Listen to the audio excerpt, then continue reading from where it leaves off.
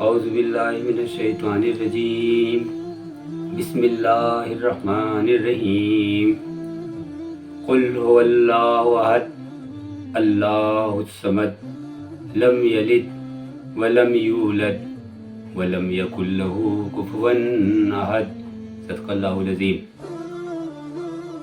یہ ہم نے ابھی آپ کے سامنے سورہ اخلاص کی تلاوت کی ہے۔ اخلاص کے معنی ہوتے ہیں کہ کسی چیز کو خالص بیان کیا گیا ہو۔ تو اس صورت میں توحید یعنی ایک اللہ کو ماننے کی صفت بیان کی گئی ہے۔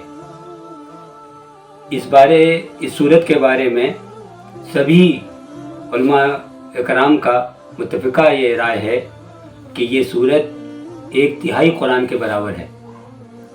1/3 قرآن کے برابر ہونے کا مطلب یہ نہیں ہے کہ ہم اگر اسے پڑھ لیں تو 1/3 قرآن ہم اس کو سمجھیں گے، بلکہ اس کے معنی یہ ہیں کہ قرآن میں 3 باتیں جو دین کی اہم بنیاد ہیں وہ بیان کی گئی ہیں، اور اسی پر ہی پورا قرآن نازل ہوا ہے اور اس کو لاگو کرنے کے لیے یہ باتیں کہی گئی ہیں۔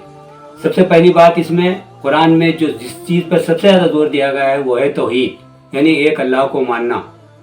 دوسری بات جس پر زور دیا گیا ہے پورے قرآن میں وہ ہے آخرت۔ تیسری بات جس پر بھرپور زور دیا گیا ہے قرآن میں وہ ہے رسالت۔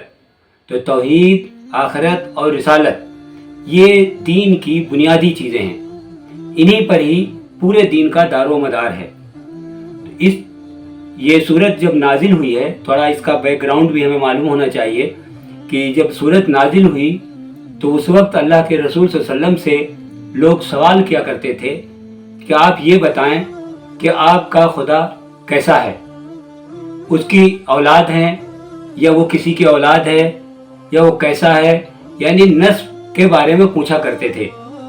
تو اللہ کے رسول صلی اللہ علیہ وسلم پر اللہ تعالیٰ نے اس صورت کی شکل میں خالص توحید بیان کر دی، اور اس میں فرمایا ان سے لوگ کہہ دو، کل معنی ہوتے ہیں کہنے کے، قل هو اللہ احد، ان سے کہہ دو کہ اللہ ایک ہے، یکتا ہے۔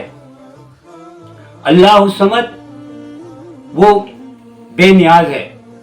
یہاں پر بے نیاز کی بات یہ آتی ہے کہ بے نیاز اس کو کہتے ہیں کہ جس کو دنیا مل کر کے جس کی عبادت کرے یا اس کا کہنا مانے تب بھی اس کی صفت میں کوئی فرق نہیں پڑے گا، اور ساری دنیا مل کر اس کا انکار کر دے تب بھی اس کی صفت میں، اس کی کبریائی میں، اس کی بڑائی میں کوئی فرق نہیں پڑے گا۔ اس لیے کہا گیا ہے کہ اللہ الصمد یعنی وہ بالکل بے نیاز ہے، وہ یہ نہیں کسی کا محتاج ہے، بلکہ اس تمام انسان اسی کے محتاج ہیں، تمام مخلوق اسی کی محتاج ہے۔ تیسری بات کہی گئی لم یلد یعنی وہ کسی کی اولاد نہیں ہے، ولم یولد نہ وہ اس کی کوئی اولاد ہے۔ پہلے ہوا کرتا تھا، آج بھی اگر ہم اپنے حالات پر غور کر کے دیکھیں، اپنے آس پاس لوگوں کو دیکھیں تو بہت سارے آپ کو دیوی ملیں گے، دیوتا ملیں گے، اس طرح کے ان کی اولاد ملے گی، اس طرح کی تمام چیزیں ملتی ہیں ہمیں۔ تو یہی چیزیں اس وقت بھی موجود تھیں جس کے بارے میں قرآن نے اس کا انکار کیا اور اس کو کنڈم کیا اور بتایا کہ اللہ تو یکتا ہے، نہ اس کی کوئی اولاد ہے نہ وہ کسی کی اولاد ہے۔ وَلَمْ يَكُنْ لَهُ كُفُوًا أَحَدٌ یعنی اس کا جیسا کوئی نہیں ہے، یعنی اس کا جیسا کوئی ہے ہی نہیں۔ عموماً اس میں یہ ہوتا ہے کہ انسان کو جب کہیں سے کچھ فائدہ پہنچتا ہے تو انسان اس کی عبادت کرنے لگتا ہے، اس کو پوجنے لگتا ہے، اس کا کہنا ماننے لگتا ہے۔ لیکن اس صورت میں جو صفت بیان کی گئی ہے، ایک تو بے نیاز ہونے کی، دوسرے اس کا جیسا کوئی نہیں ہے۔ تو دنیا میں اگر ہم دیکھیں تو کوئی نہ کوئی، اگر جن کو یہاں پر الہ کہا جاتا ہے یا خدا کہا جاتا ہے یا ایشور کہا جاتا ہے، تو ان کا نسب کہیں نہ کہیں جوڑا جاتا ہے کہ وہ کسی کے اولاد ہیں۔ لیکن اس میں چونکہ خالص توحید بیان کی گئی ہے تو اس میں یہ خالص بتایا گیا ہے کہ اللہ یکتا ہے، وہ بے نیاز ہے، اس کی کوئی اولاد نہیں ہے، نہ وہ کسی کی اولاد ہے، اور اس کا جیسا کوئی نہیں ہے۔ یہ صفت جس کے اندر اگر ہیں تو وہ خدا ہو سکتا ہے.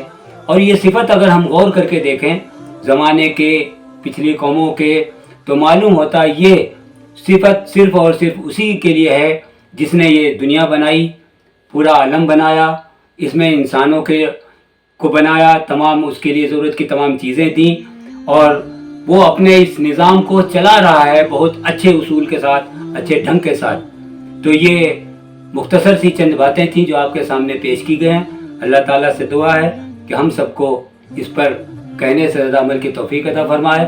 وآخر دعوانا الحمدللہ رب العالمین.